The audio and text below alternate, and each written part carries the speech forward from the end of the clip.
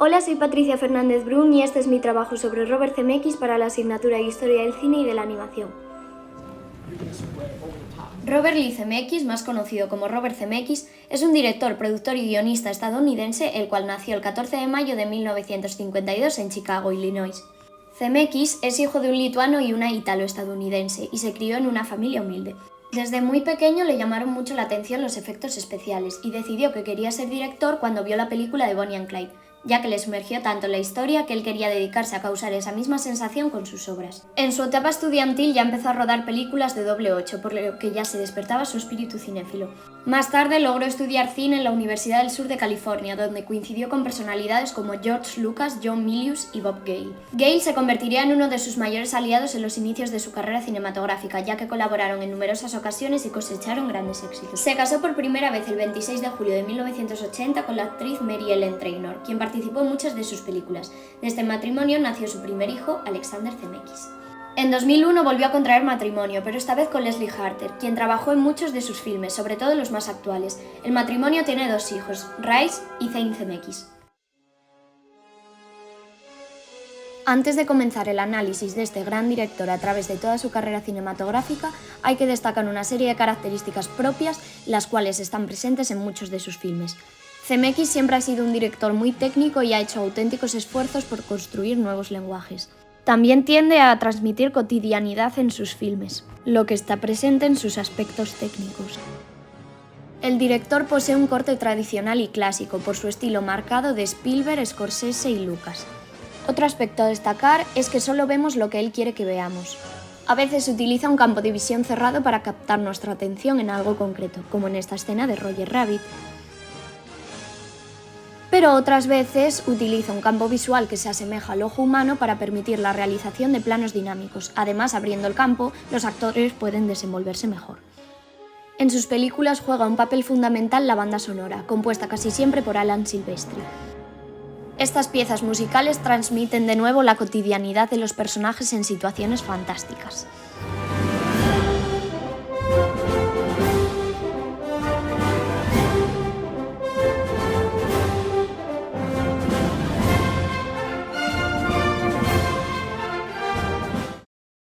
Algo muy característico de este director es que la edición se encuentra supeditada a las emociones que suscita cada escena. Es decir, según se graba la escena, luego se edita, dependiendo de qué sentimientos cause esa parte del filme para así establecer un contacto más cercano y humano con el espectador. Zemeckis además aporta algo que muy pocos hacen, que es la coherencia entre la historia y la ciencia.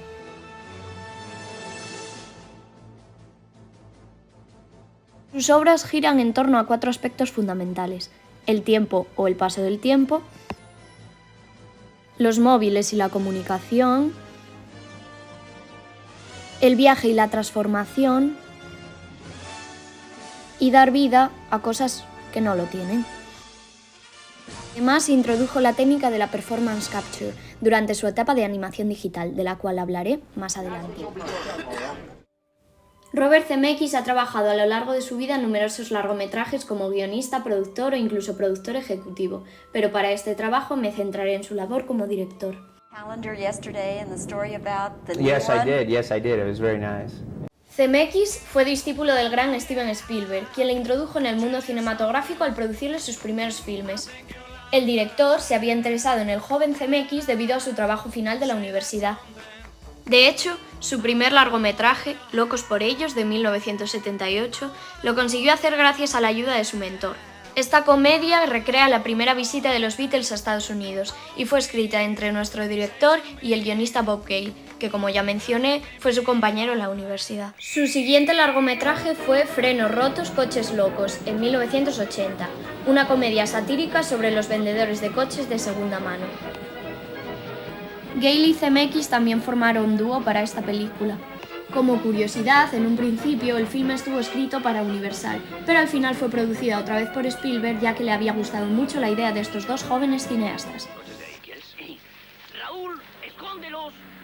Tras esto, el director y su compañero Gale escribieron el guión de la que sería una de sus películas más importantes, Regreso al futuro. Sin embargo, Universal les dijo que no los veía preparados para llevar a cabo una película de tal calibre, ya que necesitaban mucho presupuesto. Frustrado por la decisión de la productora, Zemeckis se pasó casi 3 años sin dirigir ningún filme. Sin embargo, Michael Douglas lo llamó para dirigir Tras el corazón verde. Esta película, de hecho, cambió totalmente su idea de la industria cinematográfica. Supo recrear la fórmula de Spielberg y lo propulsó así hacia una prometedora carrera. Este filme del año 1984, la cual ganó 2 Globos de Oro a Mejor Película de Comedia y a Mejor Actriz, trata la historia de Joan Wildberg, una famosa novelista neoyorquina que viaja a Colombia para ayudar a su hermana que ha sido secuestrada. De repente, esta se encontrará en medio de una peligrosa aventura relacionada con un mapa del tesoro. La película está protagonizada por Michael Douglas y Kathleen Turner. En esta primera etapa de su trayectoria, Zemeckis se centra sobre todo en la acción y también en entretener al espectador.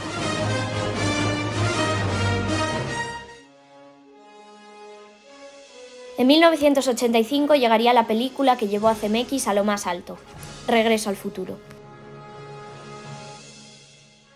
Este brillante filme, que mezcla ciencia ficción, comedia y aventuras, contó con un presupuesto de $19 millones. A día de hoy está considerada como película de culto y fue un verdadero icono de los 80. Los años 80 es una época de grandes avances tecnológicos, entre los que destacan la primera videoconferencia y la aparición de los primeros teléfonos públicos con tarjeta. Estos gigantes pasos tecnológicos tendrían mucho que ver en la creación de esta película, ya que se basa en el futurismo gracias a la tecnología. El mundo del cine en la década de los 80 está marcado por la abundante presencia de temáticas nostálgicas de ciencia ficción y de aventuras. Esta década se produce una etapa de esplendor del cine, especialmente dentro de los Estados Unidos.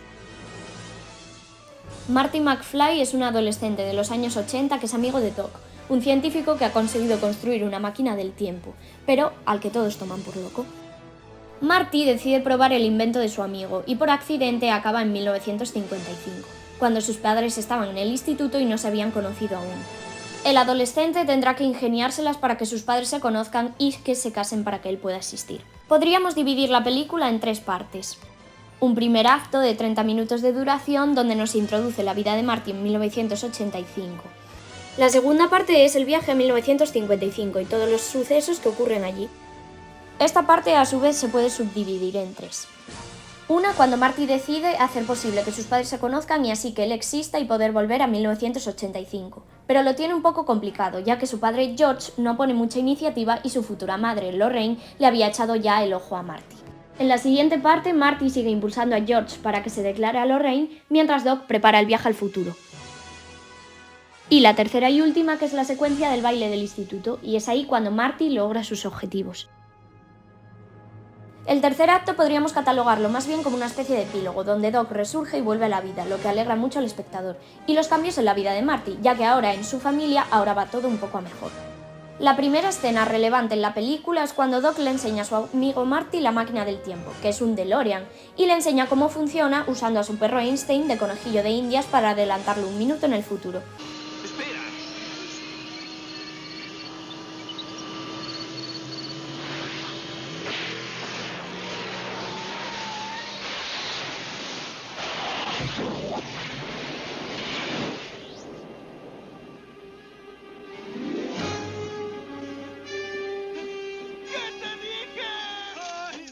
Pequeño demonio. Su reloj está retrasado exactamente 1 minuto. Esta puede que sea una de las escenas de venganza más icónicas del cine de los años 80. Aquí, Marty humilla a Biff, su gran enemigo en los años 50, y de paso le vuelcan estiércol. ¡Eso!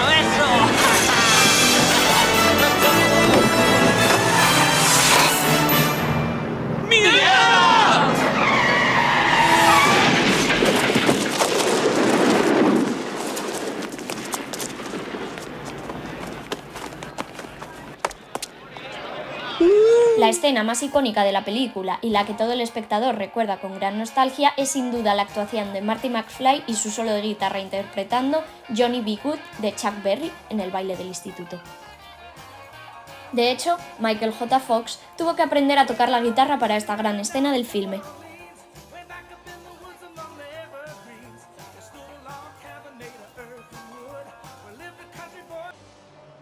Let's send you back. No podemos dejar de mencionar el verdadero Regreso al futuro, donde Marty regresa a 1985, dejando al Doc de 1955 atrás.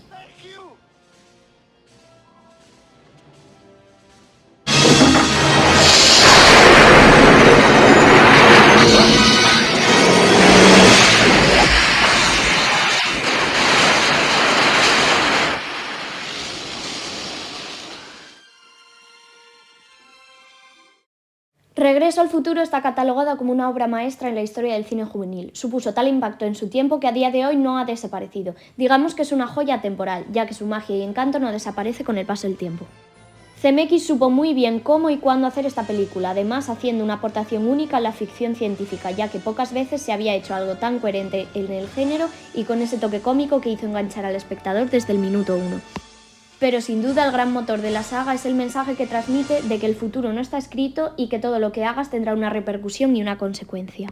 No podemos dejar de mencionar a Christopher Lloyd como el Dr. Emmett Brown, más conocido como Doc, que ha hecho ser a este personaje inolvidable y convertirlo en el corazón de toda la historia. Después de toda la revolución que supuso Regreso al futuro, a Zemeckis le llamó mucho la atención la mezcla de animación con imágenes reales. La película de la que voy a hablar a continuación es ¿Quién engañó a Roger Rabbit?, largometraje el cual muchos califican como un antes y un después en la historia del cine. La historia de esta película se remonta al inicio de la década de los 80, cuando se adaptó un guión en Walt Disney Pictures del libro de Gary K. Wolfe, Who Censored Roger Rabbit, de la mano de Jeffrey Price y Peter Seaman. Sin embargo, quedó en el olvido. Tras la muerte de Walt Disney, la productora se vio en una profunda crisis de la que les era imposible salir, por lo que se cambió al equipo entero y se reciclaron guiones olvidados.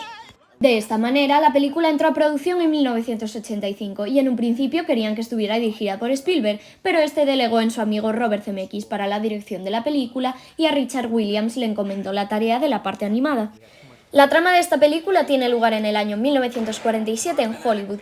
Un detective llamado Eddie Valiant, interpretado por Bob Hoskins, fue contratado para ver si encontraba pruebas que demostraran que el magnate del negocio de artículos de broma y dueño de Toontown, Marvin Acme, interpretado por Stabby Kaye, estaba intentando quitar a Roger Rabbit, doblado por Charles Fraser, la superestrella del marrón cartoon, su extravagante mujer Jessica Rabbit, doblada por Kathleen Turner. Todo cambia cuando Acme es asesinado y el punto de mira se encuentra en el conejo. De hecho, el juez Doom, interpretado por Christopher Lloyd, está decidido a condenarle, por lo que el conejo acude desesperadamente al detective para que encuentre el verdadero culpable. Aunque a medida que va avanzando la investigación, ocurren una serie de escándalos que ponen incluso a la asistencia de Toontown en peligro.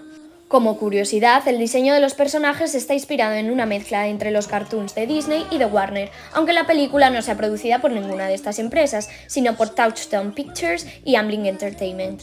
Este alocado y cómico filme que mezcla animación con personajes reales fue un gran éxito familiar de la taquilla de los años 80.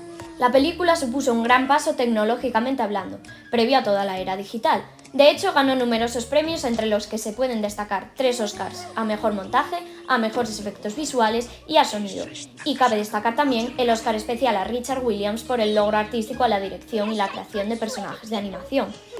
Para Steven Spielberg es el mejor filme de su discípulo, pero nunca fue suficientemente valorada por el público. Esta escena que estamos viendo en pantalla posiblemente sea la más recordada de la película por todo el mundo, que es cuando Jessica Rabbit interpreta el tema Why Don't You Do Right.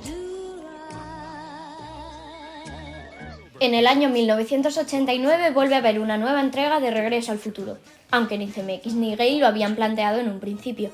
En palabras del propio director, ellos no buscaban hacer una serie de películas como en el caso de George Lucas como en Star Wars, sino que solo querían recuperar el dinero invertido en la película.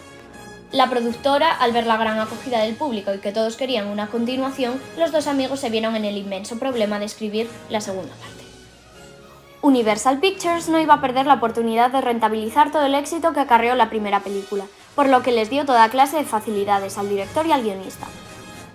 Sin embargo, el actor que interpretaba al padre de Marty empezó a poner bastantes pegas, por lo que Bob Gale decidió prescindir de él. Otro inconveniente en el reparto fue que Claudia Wells, quien interpretaba a Jennifer Parker, la novia de Marty, decidió retirarse del mundo del espectáculo cuando a su madre le diagnosticaron un cáncer, por lo que tuvo que ser sustituida por Elizabeth Shue. Querían incluir tantas cosas en la nueva entrega que sobrepasaba con creces los 90 minutos de película, por lo que así surgió la trilogía. Back to Esta segunda parte tuvo un presupuesto de 40 millones de dólares, pero no pudo iniciarse hasta 1989, es decir, hasta que CMX acabara Roger Rabbit. En esta parte de la saga, Marty McFly aún sigue asimilando su anterior aventura en el tiempo. Sin embargo, Doc aparece de nuevo con el DeLorean, pero mucho más moderno, y le pide a Marty y a su novia Jenny que lo acompañen en un viaje al futuro. De repente se encuentran en el año 2015 en Hill Valley, y Jenny y Marty deberán resolver un problema que tendrá uno de sus futuros hijos. Con este viaje en el tiempo no saben todo lo que van a alterar la línea temporal y todo lo que eso conlleva. De hecho, nuestro protagonista acabará de nuevo viajando al pasado para arreglar todo el desastre. A esta película tampoco le faltaron efectos visuales, eso sí, de carácter óptico, ya que se realizó previo a la era digital. Regreso al futuro, parte 3. La tercera y última parte de Regreso al futuro se rodó justo después de la segunda, lo que hizo también que el equipo fuera justamente el mismo. CMX de hecho dijo que puede que la segunda película se viera perjudicada ya que la tenían que montar mientras rodaban la tercera parte, y se siente frustrado por no poder dedicarle todo su tiempo. Fue toda una aventura para el director el tener que controlar las dos películas a la vez. En la última entrega, Doc retrocede al año 1885, la época del salvaje oeste, pero Marty sigue en 1955 y recibe una carta de su amigo que le dice que la máquina del tiempo se encuentra averiada y que no es posible arreglarla. Doc se encuentra muy feliz aunque haya retrocedido un siglo, ya que ha conseguido encontrar el amor. No obstante, en un momento, Marty descubre una tumba en la que pone que Doc murió en 1885, por lo que decide embarcarse en la aventura de salvar a su amigo. Esta película no tuvo tanto reconocimiento ni tanto auge como las dos anteriores, pero muchos la catalogan como una conclusión inteligente y disfrutable de la gran aventura en el tiempo. Eso sí, fue todo un homenaje al cine western por parte de CMX. Tras la trilogía y el icónico Roger Rabbit, CMX ya acarreaba 7 largometrajes a su espalda, de los cuales 5 de ellos habían resultado un tremendo éxito. Nos encontramos, pues, como muchos consideran, en el ecuador de su carrera. Death becomes her. Como película de transición de este nuevo periodo como director, surge en 1992 La muerte os sienta tan bien. El guión, considerado un tanto macabro, fue obra de Martin Donovan y David Coeb, y presentado a Universal, quien quería volver a trabajar con CMX después del exitazo de Regreso al futuro. En esta película, en la que los efectos especiales tuvieron gran importancia, también se contó con un reparto muy bueno, con actores y actrices como Meryl Streep, Bruce Willis o Goldie Hawn. Sin embargo, el filme fue bastante criticado y no fue muy bien acogido en Estados Unidos, ya que dejó a todo el mundo desconcertado porque no se esperaban un film tan negro con grandes estrellas de los 80 y de la mano de CMX. Esta película, estrenada el 31 de julio de 1992, cuenta cómo la actriz Madeleine Ashton, quien interpreta a Meryl Streep, le arrebató a su amiga Helen, interpretada por Goldie Hawn, el prometido, Ernest Memville, interpretado por Bruce Willis, que es cirujano plástico. De hecho, Madeleine se acaba casando con el doctor. Tras 7 años, la actriz se obsesiona con tener el físico perfecto, mientras que Helen está en depresión y tiene sobrepeso. Y Ernest acaba maquillando muertos y siendo alcohólico. Cuando transcurren otros 7 años, ahora Helen es guapa, delgada y ha escrito un libro, por lo que Madeleine teme que le robe a su marido. La actriz, actuando a la desesperada, acude a una bruja que le proporciona un elixir que supuestamente le haría recuperar la juventud, pero para su sorpresa tiene otros efectos completamente distintos. La muerte os sienta también supuso un punto final a una etapa para dar comienzo a otra más madura y en la que nuestro director dejaría de trabajar con su fiel compañero Bob Gale y con su productor estrella Steven Spielberg para dar un giro radical y comenzar un nuevo camino solo. Su nueva etapa comienza nada más y nada menos que con Forrest Gump. Forrest Gump es una película dramática, pero que también integra un toque cómico, que hace envolver al espectador durante todo el filme, teniendo así momentos muy melancólicos, pero también otros alegres. La desintegración de la Unión Soviética y la caída del muro de Berlín fueron dos factores que dieron comienzo a un periodo denominado la posguerra fría. Como consecuencia de todo ello, se dice que en este periodo se produjo el nacimiento de un mundo totalmente nuevo y diferente a lo vivido hasta entonces. El cine estadounidense de los años 90 trajo consigo grandes novedades. Primeramente, nos encontramos con el auge del mercado del videocassette. Esta generación del vídeo hizo que se impusiesen nuevas formas de narrar que se veían influidas por las novelas baratas, la televisión y los cómics. Tom Hanks interpreta a Forrest Gump, quien, desde pequeño, le detectaron un pequeño retraso mental, pero eso no le impide, con su gran corazón, ser el protagonista de acontecimientos que resultarían cruciales en la historia de los Estados Unidos. Mientras tienen lugar todas sus aventuras, no deja de tener muy presentes a las dos personas más importantes de su vida, su madre y su gran amor de la infancia, Jenny, a quien interpreta Robin Wright. Podríamos dividir la película en 3 actos. Primero sería toda la niñez de Forrest, hasta la guerra de Vietnam. Es la etapa de crecimiento, hasta que llega a la madurez. El segundo iría desde dicho conflicto bélico hasta cuando Forrest vuelve y su madre muere. Este acto será uno de los más tristes para Forrest, ya que tendrá que aprender a lidiar con la muerte. Y por último iría desde que Forrest corre, ya que se encuentra solo, hasta el final, que se vuelve a repetir la historia con su hijo. Este desenlace también tendrá momentos melancólicos y la escena más triste que analizaré más adelante. Toda la importancia de esta escena de introducción se la tenemos que dar al compositor Alan Silvestri, por crear una banda sonora que envuelve desde el primer momento. Aquí CMX hace uso del campo de visión cerrado para que sigamos el viaje de la pluma que nos lleva hasta nuestro protagonista.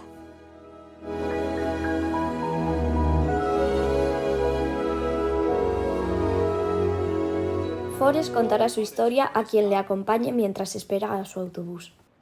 Y no nos podemos olvidar de la frase de ¿Quiere un bombón?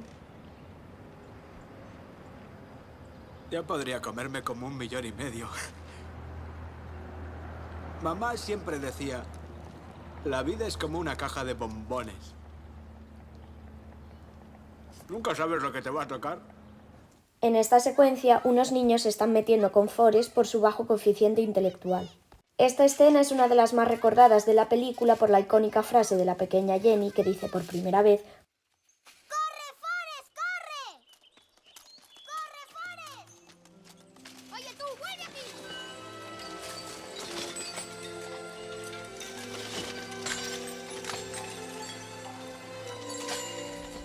Mientras se encuentran en la guerra de Vietnam, una emboscada ataca al ejército americano. En esta escena destacan sobre todo los efectos especiales. En esta secuencia, todo el equipo al mando del teniente Dan resultará gravemente afectado, incluso el mejor amigo de Forrest, Bubba, quien no pudo sobrevivir a la emboscada. Quiero ir a mi casa. Bubba era mi muy mejor amigo. Y hasta yo sé que un amigo no se encuentra así como así. En este momento del filme, Forrest se encontraba perdido en su vida, ya que su madre ya no estaba y Jenny le había abandonado, por lo que se sentía muy solo, así que un día decidió empezar a correr. Y cuando llegué allí pensé, ya que he llegado hasta aquí, podía dar la vuelta y seguir corriendo. No podían creer que alguien pudiera correr tanto sin ningún motivo especial. ¿Por qué lo está haciendo? Tenía ganas de correr. Este momento puede que sea el más duro de toda la película. Forrest habla con la tumba de Jenny. Cabe destacar aquí la excelente interpretación de Tom Hanks. El pequeño Forrest está muy bien. ¿Están listos, Jenny? Estarías orgullosa. Yo lo estoy. Te ha escrito una carta. Dice que ya no puedo leerla. No debo hacerlo, así que te la dejo aquí. CMX tenía la sensación mientras estaba rodando de que era la peor película que había hecho nunca, y para colmo, Paramount no tenía grandes esperanzas en él tampoco. Es por eso que Tom Hanks pagó de su bolsillo el rodaje de varias escenas después de que el estudio se negara a aumentar el presupuesto. Forrest Gump es un viaje emocional que engancha al espectador desde el minuto 1 y que hace ver los acontecimientos más importantes de la historia estadounidense desde una perspectiva cómica y también algo crítica. El personaje de Forrest posee un gran corazón y nos ofrece grandes reflexiones humanísticas de la vida con cada paso que daba. Además, es uno de los papeles más recordados de Hanks y de la historia del cine. Recaudó un total de $677 millones en todo el mundo y fue la película más taquillera de 1994. Fue galardonada con 6 premios Oscar, incluyendo Mejor Película, Mejor Actor para Hanks y Mejor Director para CMX. A partir de este periodo, CMX distanciará más sus producciones, quizá por el miedo a decaer después del estreno de Forrest Gump. De hecho, muchos piensan que el director de Chicago ha entrado en una decaída de la que no puede salir. En 1997 llega Contact, un film protagonizado por Jodie Foster, quien interpreta a Ellie Arroway, una astrónoma que trabaja para el proyecto SETI. Ella y sus compañeros, entre ellos Matthew McConaughey, han encontrado señales de vida a través de una misteriosa e inquietante señal de radio. El guión lo realizaron James B. Hart y Michael Goldenberg, pero está inspirado en la obra de Anne Druyan y Carl Sagan, quien se convirtió en gran amigo de CMX ya que coincidieron en el sueño de escribir algo que fuera una representación ficticia de lo que sería un hipotético contacto con el universo. El próximo largometraje de nuestro director en el año 2000 sería nada más y nada menos que un thriller. Lo que la verdad esconde cuenta la historia de un matrimonio perfecto, interpretados por Harrison Ford y Michelle Pfeiffer, el cual ve truncado su felicidad por la presencia de un fantasma en su casa, que es el espíritu de la mujer con la que él tuvo una aventura y que murió en extrañas circunstancias.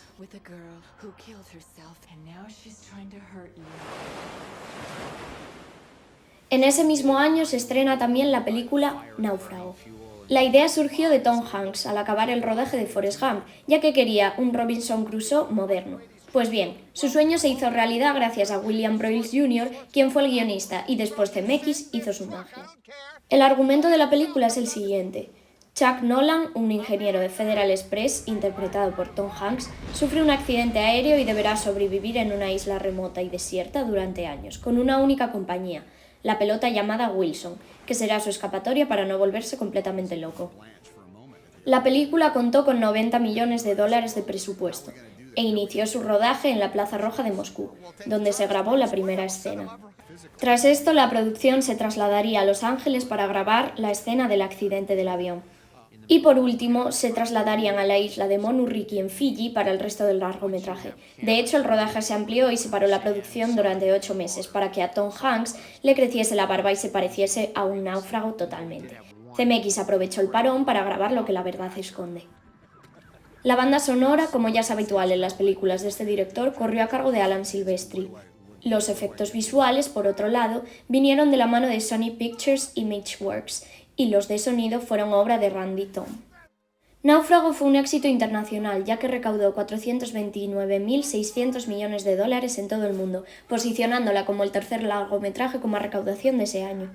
CMX y Hanks recibieron grandes elogios por esta obra, que les hizo tener un par de nominaciones a los Oscar y bastantes galardones, entre los que destaca el Globo de Oro a Tom Hanks por Mejor Actor. Numerosos medios la catalogan como la mejor película de supervivencia de todos los tiempos.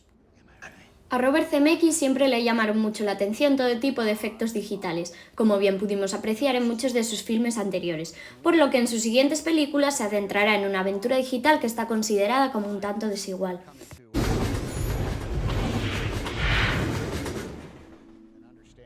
Pues bien, la idea de la próxima película del director la tendría de nuevo Tom Hanks, a quien le fascinó un libro titulado The Polar Express, una obra de Chris Van Allsburg. The Playtone Company compró los derechos y emprendieron el viaje de esta película.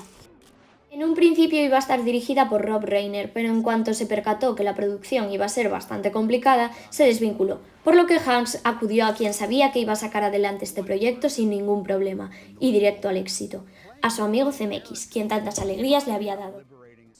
Tom Hanks, Robert Zemeckis y William Broyles Jr., con el que contaron de nuevo para el guión, querían ceñirse al libro lo más posible y creían que haciendo la adaptación con actores reales perdería toda su magia, por lo que escogieron la técnica de la motion capture. Esta consiste en que los actores realizan sus interpretaciones reales y estas son capturadas por cámaras digitales que lo convierten en un modelo humano digital por el cual se pueden crear personajes virtuales. Sin embargo, esto no era suficiente para un largometraje, por lo que crearon una nueva técnica, la performance capture. Esta podía captar absolutamente todos los movimientos que hiciera el actor o la actriz. Además, la técnica es capaz de grabar en 3D, alta fidelidad y simultáneamente los movimientos faciales y corporales de varios intérpretes a la vez, con un sistema de cámaras digitales que eran capaces de captar una cobertura completa de 360 grados. Esta producción de animación cuenta las aventuras que vive un niño de 8 años en Nochebuena, ya que había empezado a perder la fe de creer si de verdad Santa Claus existía. Es entonces cuando esa noche un fantástico tren de extraña procedencia llega a la puerta de su casa para invitarla a realizar un increíble viaje al Polo Norte hasta la casa de Papá Noel para que lo conozca personalmente. En el año 2007 volvió a utilizar esta técnica de la performance capture en Beowulf, película que surge a partir de un poema anónimo anglosajón del siglo VIII. Esta pieza literaria anónima es el poema épico más antiguo en lengua inglesa que ha llegado hasta la actualidad. En realidad no tiene título, pero desde el siglo XIX le han dado el nombre de Beowulf. La producción de esta película corrió a cargo de Shangri-La Entertainment e Image Movers para Warner Bros. Pictures. Este filme relata la historia de Beowulf, un héroe de la literatura clásica inglesa que recibe ese título por vencer al diablo Grendel, quien estaba amenazando al rey. Tras su victoria despierta la ira de la monstruosa aunque seductora madre del demonio. Tras suceder al rey al trono, Beowulf se convierte en un rey sanguinario y conquistador hasta que decide enfrentarse a un dragón y heroicamente da su vida por salvar a su pueblo. Disney, cuento de Navidad. El libro infantil de Charles Dickens, Un cuento de Navidad, puede que haya sido una de las obras literarias más versionadas de todos los tiempos. CMX decidió hacer esta adaptación por la mezcla de dos de sus temas favoritos, el paso del tiempo y la Navidad. Fue producida por Image Movers Digital para Walt Disney Pictures y una vez más el director estadounidense recurrió a la performance capture. Su trama la conocemos todos. Ebenezer Scrooge es un tacaño anciano el cual está siempre de mal humor y trata mal a todas sus personas cercanas, incluso en Navidad. Sin embargo, todo cambia cuando le visita en Nochebuena al fantasma de su antiguo socio y le dice que le visitarán tres espíritus, uno del pasado, otro del presente y otro del futuro. Tras este viaje, Scrooge cambiará su mentalidad por completo. A partir de aquí entramos en la etapa actual de Robert Zemeckis, donde deja a un lado totalmente la animación. En 2012 se estrena la película El vuelo, Flight, un filme protagonizado por Denzel Washington, que narra un aterrizaje forzoso debido a una avería en un vuelo y cómo el piloto salva la vida de los pasajeros. Debido a esta gran hazaña, Whip, el piloto, es considerado un héroe nacional. Sin embargo, todo cambia cuando se investigan las causas de la avería y se descubre que el capitán tenía exceso de alcohol en la sangre.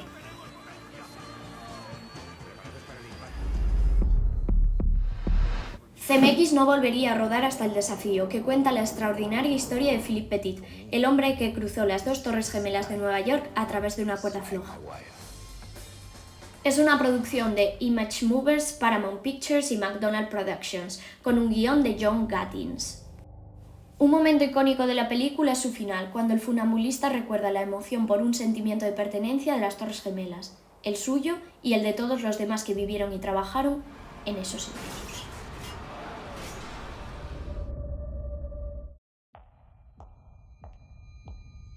Aliados, película de 2016, es una preciosa historia de amor la cual se ambienta en la Segunda Guerra Mundial, pero que no predomina lo que pasa en el conflicto bélico, sino la relación de la pareja protagonista, que son Brad Pitt, quien interpreta a un espía, y Marion Cotillard, la cual es una combatiente de la resistencia francesa, que resulta ser una espía nazi.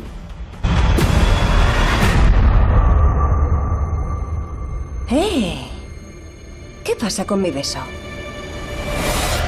El guión corrió a cargo de Steven Knight y se trató de una coproducción entre Estados Unidos y Reino Unido, entre Paramount Pictures y JK Films.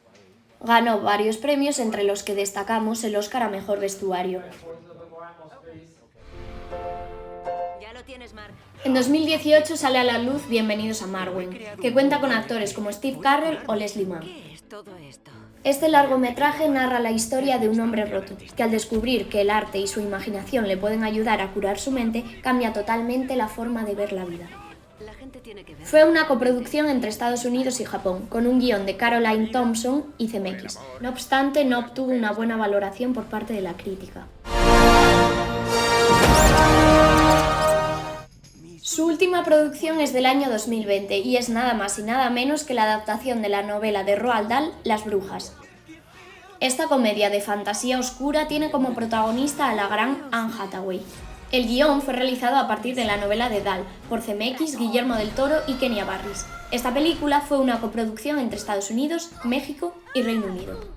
Cabe destacar que esta película fue lanzada digitalmente en HBO Max debido a que no se pudo estrenar en cines por la pandemia del COVID-19, aunque posteriormente pasó a la gran pantalla. El director estadounidense dirigirá la nueva adaptación en live action de la película Pinocho en este año 2022, de la mano de Walt Disney Pictures.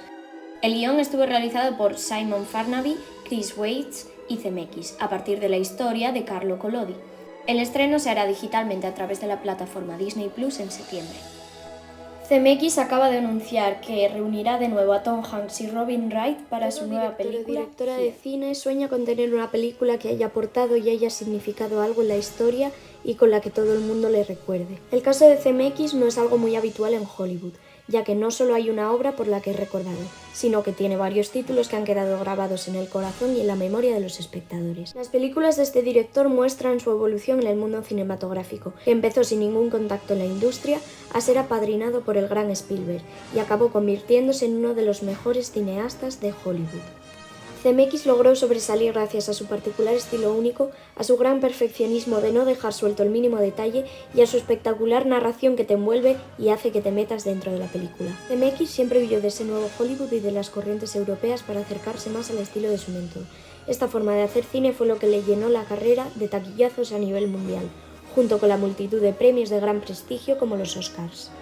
Él fue quien consiguió la película más taquillera de 1994 con Forrest Gump, y esta a su vez supuso la consagración de la crítica y la Academia de Hollywood, que lo elogiaron y aclamaron entregándole las estatuillas de Mejor Película y Mejor Director, entre otras. Aunque no todas sus obras tienen la misma relevancia en el cine, ninguna de sus películas puede considerarse realmente mala, ya que siempre consigue que algo destaque y permanezca en la memoria colectiva.